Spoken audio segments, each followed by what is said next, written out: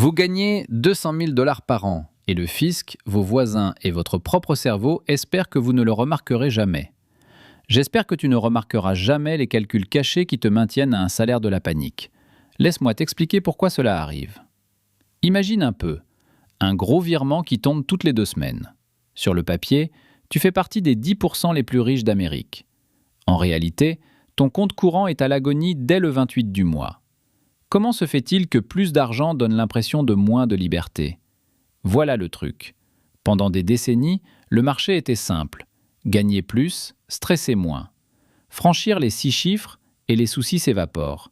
Franchis les 200 000 et tu es pratiquement libre. C'est le conte de fées que tes parents te racontaient. C'est le conte de fées que tu t'es vendu quand tu t'es acharné pour décrocher cette promotion l'année dernière. Mais regarde autour de toi. Un Américain sur 3 gagnant plus de 175 000 dollars par an déclare vivre d'un salaire à l'autre. Pas les pauvres, pas la classe moyenne, des médecins, des avocats, des ingénieurs seniors, des directeurs marketing, tous coincés dans ce piège. Des gens qui conduisent une berline allemande en leasing pour aller à un boulot que la plupart du pays tuerait franchement pour décrocher. La plupart des gens ne réalisent pas que les 10% les plus riches ne sont absolument pas une ligne d'arrivée dans cette économie. C'est la ligne de départ d'un tout nouveau jeu, bien plus coûteux, auquel vous ne vous êtes jamais inscrit. Un jeu dont les règles ont été discrètement réécrites pendant que vous vous efforciez de gagner votre place à la table. Un jeu où paraître riche et être riche sont 2 sports complètement différents, avec des tableaux de score complètement différents. Tu le vois sur les réseaux sociaux. Tu le vois dans ta discussion de groupe. Le collègue avec le crédit immobilier, l'ami qui a rénové sa cuisine avec du carrelage importé, le cousin dont l'enfant a commencé la maternelle privée. Ils ont l'air d'avoir réussi. Ils ressentent exactement la même chose que toi, tendus, anxieux, à un licenciement de la catastrophe. Alors pourquoi le conte de fées survit-il? Parce qu'admettre qu'il est mort, c'est admettre que la récompense n'était pas ce que l'on croyait. Voici le chiffre qui change tout. 200 000 dollars. Cela paraît énorme, jusqu'à ce que le gouvernement fédéral en prélève sa part. Dans un État à forte fiscalité, il vous reste environ 130 000 dollars nets, soit 65 centimes sur chaque dollar. Le reste disparaît avant même que vous n'y touchiez. La plupart des gens ignorent le choc de la tranche marginale qui se cache à l'intérieur. Votre dernier dollar gagné est imposé à un taux bien plus élevé que le premier.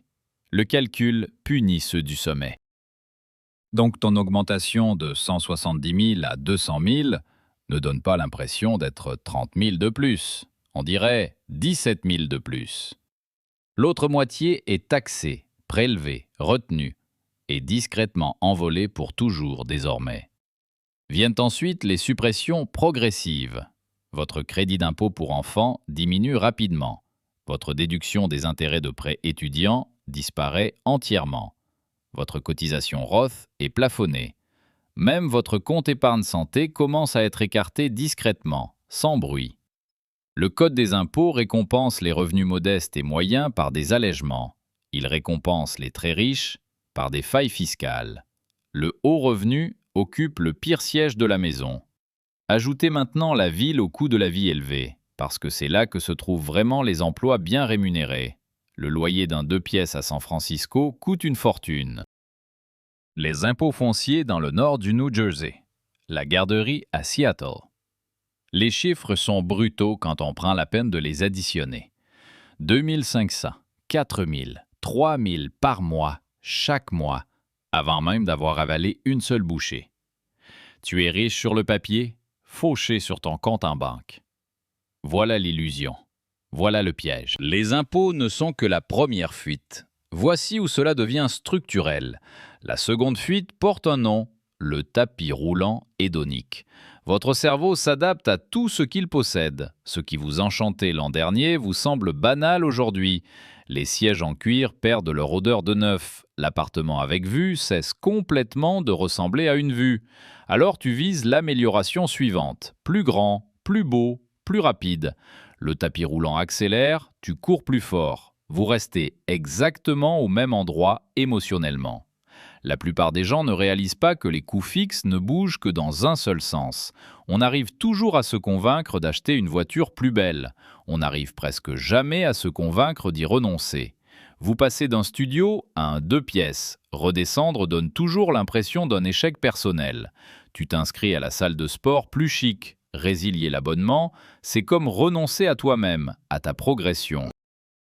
Ainsi, chaque augmentation est discrètement dépensée d'avance. Promotion à 120 000, c'est le moment d'acheter la nouvelle voiture. Passer à 150 000, on envisage de changer pour une plus grande maison. Dépasser les 200 000, l'école privée devient soudain tout à fait raisonnable. Chaque montée en gamme arrive comme une douce récompense. Mais chaque montée en gamme verrouille une décennie entière d'obligations supplémentaires. Et puis, il y a la pile d'abonnements, l'hémorragie invisible, le streaming, la musique, l'application de méditation, l'application de fitness, l'abonnement à la livraison de repas, le club de vin, la plateforme d'éveil pour enfants, le stockage en ligne, l'actualité premium que vous ne lisez jamais, 30 par-ci, 20 par-là, 15 ailleurs, 400 $ par mois que vous ne sauriez même pas nommer si on vous le demandait. Voilà ce qu'il y a avec la pile d'abonnements. Rien de tout ça ne ressemble à une dépense. C'est automatisé, regroupé, invisible. Elle s'échappe par la porte de derrière pendant que vous surveillez celle de devant. La plupart des hauts revenus ne peuvent citer la moitié de leurs frais. Ce n'est pas un problème de budget, c'est voulu par conception. La plupart des gens ne réalisent pas que ce qui suit est structurel. Et là, on touche au vrai retournement, celui que personne n'inscrit dans un tableur. Ça s'appelle l'impôt du statut. Tes dépenses ne sont pas vraiment déterminées par tes revenus. Elles sont déterminées par ton entourage, par l'endroit où tu vis et où tu travailles. Avec qui tu es allé à l'école, quelle voiture conduit ton patron, ce que ton subordonné vient de publier en ligne. Ton portefeuille ne réagit pas à ton salaire, il réagit à ton code postal. Installe-toi dans un beau quartier, tes enfants doivent ressembler aux autres enfants. Les fêtes d'anniversaire ont des thèmes, les colonies de vacances ont des dossiers d'inscription. La vente de pâtisserie à un sponsor d'entreprise. Personne ne vous tend une liste de prix, c'est simplement compris en silence. Prends un emploi avec un certain code vestimentaire. Pas formel, décontracté, mais un genre bien précis de décontracté qui coûte cher. Les baskets coûtent 250 $. La polaire est une Patagonia. Le sac est d'une marque que tu ne connaissais pas. Avoir l'allure qui convient, ce n'est pas de la vanité, c'est un uniforme. Et voilà le truc, cet uniforme coûte de l'argent, du vrai, chaque mois. Inscrivez votre enfant dans la bonne école, et soudain vous n'achetez plus seulement des frais de scolarité, mais des expériences. Le voyage scolaire, l'équipe sportive itinérante, le précepteur du précepteur, le conseiller d'orientation qui promet une place dans une université de l'Ivy League. L'impôt du statut s'accumule mois après mois, et il se paie en dollars après impôts, les plus chers qui soient. Tu devais gagner presque le double juste pour te le payer. Voilà le coût caché de paraître prospère. Voici la vérité. La vraie richesse et l'apparence de la richesse sont aux antipodes. La vraie richesse est invisible. Paraître riche, ça fait du bruit. Avoir l'air riche, c'est la montre à ton poignet. Le fonds indiciel, c'est celui que personne ne peut voir. La montre dévore ton argent. Le fonds indiciel, lui, t'en imprime tranquillement, année après année. La personne moyenne passe sa vie entière à confondre les deux. La plupart des gens ignorent que la comparaison sociale s'amplifie le plus rapidement. La rénovation de ton voisin déclenche la tienne. Les vacances de ton collègue déclenchent les tiennes. La voiture de ta belle-sœur devient ta prochaine voiture. Chaque comparaison semble n'être qu'un petit choix. 20 ans de ces petits choix, c'est une vie totalement différente.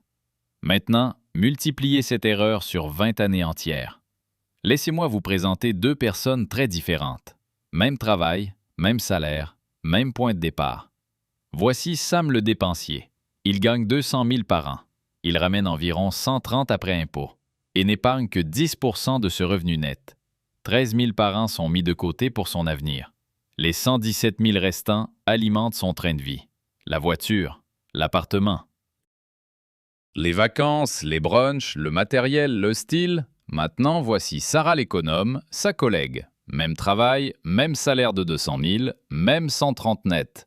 Mais Sarah économise 30 %.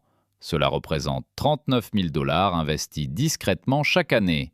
Elle vit avec 91 000, toujours une belle vie, juste une vie plus calme, un logement plus petit, une voiture plus vieille, moins de voyages en avion, plus ennuyeuse sur le papier que celle de Sam le dépensier.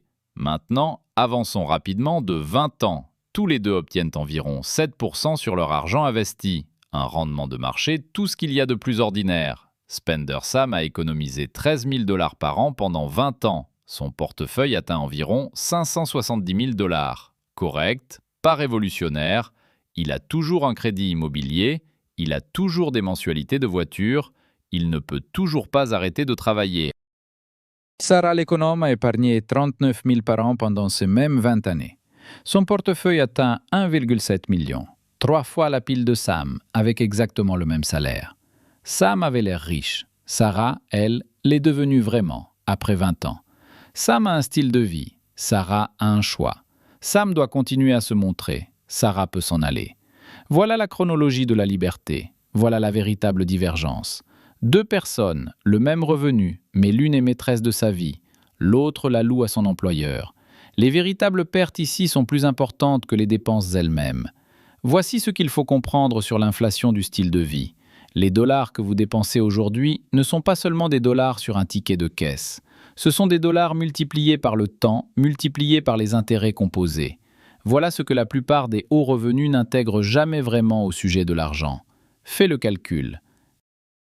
1 500 dollars par mois d'inflation du train de vie. C'est une voiture un peu plus belle ou un appartement un peu mieux, ou les frais de scolarité d'une école privée partagée avec un conjoint. 1 500 par mois ne semble jamais imprudent, ça semble normal. Prenez ces 1 500 par mois et investissez-les plutôt pendant 25 ans à 7% de rendement annuel. Vous obtenez près d'1 200 000 dollars. Laissez-moi le répéter car la plupart des gens passent complètement à côté. La décision d'améliorer votre niveau de vie de 1 500 dollars par mois, au lieu d'investir, est une décision à 1 million de dollars. Silencieux, caché, presque invisible pendant que cela se produit. Dévastateur au ralenti au cours des 2 prochaines décennies. Voilà le coût caché de l'inflation du mode de vie. Ce n'est pas la facture mensuelle, c'est le coût d'opportunité, composé sur des décennies. La version de toi qui aurait pu prendre sa retraite à 52 ans la prend maintenant à 68, toujours à s'épuiser. La version de toi qui aurait pu lancer une entreprise est encore en train de répondre au message Slack un samedi. La version de toi qui avait des options a maintenant des obligations. Et ces obligations ont un tranchant plus aiguisé. La limite dont personne ne te prévient. Les menottes dorées. Tes frais fixes augmentent à chaque hausse de salaire et t'enferment. Tu ne peux pas prendre ce congé sabbatique. Tu ne peux pas tenter l'aventure entrepreneuriale. Tu ne peux pas dire à ton patron toxique de te lâcher. Le prêt immobilier se moque de ta santé mentale. Les frais de l'école privée se moquent que tu aies besoin de repos. Tu t'es construit une vie si coûteuse que seul ce salaire précis peut la maintenir. Le vrai prix de se sentir riche. Risque de carrière. Un seul licenciement passe du désagrément à l'urgence. Une seule mauvaise année passe du revers à la spirale infernale. Le même revenu qui devait vous offrir la liberté a fini par bâtir une cage autour de votre emploi du temps. La plupart des gens ne réalisent pas à quel point le matelas est mince. Le haut revenu moyen dispose de moins de 3 mois de liquidité. 3 mois. Après 2 décennies de salaire à 200 000 dollars. 3 mois entre vous et une véritable catastrophe. Voici la solution qui évolue vraiment avec vos revenus. Décortiquons-la. 4 règles. Ennuyeuses, mécaniques, discrètement puissantes. Règle numéro 1. Plafonnez votre train de vie à 50% de votre revenu net. C'est votre limite absolue. Loyer, crédit immobilier, voiture, nourriture, toutes tes dépenses du quotidien. Plafonnez. Tout ce qui rentre au-dessus de ce plafond ne t'appartient pas. Ce n'est pas à toi de le dépenser. Il appartient à ton avenir. Il appartient à ta ligne du temps vers la liberté. Oui, dans une ville chère, c'est difficile. Cela peut vouloir dire un appartement plus petit que ceux de vos pères. Cela peut vouloir dire une voiture d'occasion plutôt qu'un leasing. C'est tout l'intérêt. L'inconfort, c'est la stratégie. L'inconfort, c'est ce que ton entourage refuse de supporter. Et c'est précisément pour ça que ton entourage est fauché, lui aussi. Règle numéro 2. Automatisez votre épargne avant que l'argent n'arrive sur votre compte courant. C'est le geste financier le plus puissant qui soit. Vous ne pouvez pas dépenser ce que vous ne voyez jamais. Versez la cotisation maximale à votre plan d'épargne retraite dès le premier jour. Programmez un versement automatique sur votre Roth IRA chaque mois. Programmez un virement vers votre compte titre le lendemain de votre paie. Faites de votre futur, vous-même, le premier créancier, pas le dernier. Quand votre augmentation arrive, automatisez l'augmentation aussi. Augmentez votre pourcentage de cotisation au plan d'épargne retraite avant même que votre nouveau salaire n'arrive. Votre style de vie n'absorbe jamais ce nouvel argent. L'augmentation devient discrètement de la richesse. La plupart des hauts revenus font l'inverse. Ils laissent l'augmentation atterrir sur le compte courant. L'augmentation est absorbée par les dépenses en 90 jours. Cet argent est perdu à jamais. La règle 3 en découle. Gelez vos 3 plus grosses dépenses fixes pendant 3 ans. Le logement, le transport, la scolarité. Choisissez le niveau que vous avez. Décide que c'est suffisant. Ensuite, n'y touche pas pendant 36 mois. Peu importe le nombre d'augmentations qui arrivent. Peu importe le nombre de promotions qui arrivent. Peu importe combien vos voisins rénovent. Cette discipline transforme tout. Chaque dollar de chaque augmentation cesse d'être du carburant pour le mode de vie et devient du carburant pour la liberté. Voilà la vraie richesse. Règle numéro 4. Auditez vos dépenses invisibles chaque trimestre. Tous les 3 mois, relevez chaque prélèvement récurrent sur chacune de vos cartes. Imprime-la, regarde-la. Annule tout ce que tu n'as pas choisi consciemment au cours des 90 derniers jours. Le cadre supérieur moyen découvre entre 200 et 400 dollars par mois d'abonnement qu'il avait complètement oublié. Cela représente 4 à 5 000 dollars par an. Investi sur 20 ans, ça fait une vraie somme. Et maintenant, une règle bonus. Définissez votre chiffre suffisant. Écrivez-le sur papier. Le patrimoine net qui vous permet de tout arrêter. Le nombre qui met fin à la course. La plupart des gens ne le nomment jamais. Ils courent sans cesse, jamais satisfaits. La quête, c'est ce que vend l'industrie du lifestyle. La quête, c'est ce que nourrissent vos réseaux sociaux. Nommez le chiffre. Visez ce chiffre. Arrêtez-vous quand vous l'atteignez. Encore un piège que les hauts revenus ignorent. Voilà le problème. Même si vous suivez chacune des règles que je viens d'exposer, une catégorie d'argent reste encore négligée. Les impôts. Non pas les payer, les optimiser. Ceux qui gagnent bien leur vie et bâtissent une vraie fortune ne sont pas ceux qui ont gagné plus, ce sont eux qui ont gardé davantage. Ils voyaient le code des impôts comme un menu, non comme une condamnation. Ils ont utilisé le 401K, le HSA, le Roth détourné, le méga Roth détourné, la rémunération différée, le regroupement des dons caritatifs, la récolte des pertes fiscales, plus l'exclusion sur les actions de petites entreprises qualifiées. Tout est légal, tout est ennuyeux, et tout est presque invisible pour la plupart des hauts revenus aujourd'hui. La plupart des hauts revenus ignorent cette stratégie, persuadés que leur comptable s'en occupe. Or, le comptable se contente de remplir la déclaration. Le comptable ne conçoit pas le remboursement, c'est votre travail. On décortique tout ça dans la prochaine vidéo. Parce que regardez, l'inflation du train de vie, c'est la fuite que vous voyez. Les impôts, c'est la fuite dont personne ne part jamais. Ils expliquent pourquoi un médecin qui gagne 400 000 se sent à l'étroit, alors qu'un enseignant dont la maison est payée se sent libre. La vraie richesse contre l'apparence de la richesse. Les maths ne sont pas une question de personnalité, c'est une question de méthode. Cette distinction change tout ici. La vérité, c'est que les gens qui se sentent fauchés à 200 000 dollars ne sont pas mauvais avec l'argent. Ils sont normaux. Le système est conçu pour que le normal paraisse insuffisant. Une maison plus grande, une voiture plus belle, un meilleur quartier. Toujours un échelon au-dessus. La publicité, les réseaux sociaux, la culture d'entreprise, les écoles, les groupes d'amis, tout cela vous pousse discrètement à monter sur le tapis roulant. On ne bat pas cette machine avec la volonté, on la bat avec une structure. Automatisez, plafonnez, gelez, vérifiez, fixez votre chiffre. 5 petites règles, 5 décisions mécaniques. Répétez pendant 10 années d'affilée. Voilà tout le jeu, rien de plus. Le haut revenu qui maîtrise ces règles quitte le travail à 55 ans avec de vraies options et une vraie liberté. Celui qui gagne bien sa vie mais les ignore travaille encore à 65 ans, paie toujours un crédit immobilier et se sent toujours piégé. Même salaire, même ligne de départ, deux fins totalement différentes. Avant de partir, une petite chose que je veux partager. Si cette vidéo t'a aidé à voir un peu plus clair dans ton propre argent, rends-moi un tout petit service rapide. Abonne-toi à Andy Explains Money. C'est comme ça qu'on continue d'apparaître dans ton fil semaine après semaine. Dans la prochaine vidéo, nous explorons en profondeur les stratégies fiscales que les hauts revenus ignorent discrètement, année après année. L'erreur que la plupart des gens font avec l'optimisation de leur plan d'épargne retraite. Le compte d'épargne santé que personne ne considère comme un véritable compte de retraite. Et le ROT détourné qui bâtit discrètement un patrimoine non imposable. La stratégie que la plupart des conseillers financiers ne prennent jamais la peine d'expliquer. La méga backdoor ROT que presque toutes les entreprises proposent et que presque personne n'utilise. Banal à l'extérieur, révolutionnaire à l'intérieur. À très bientôt.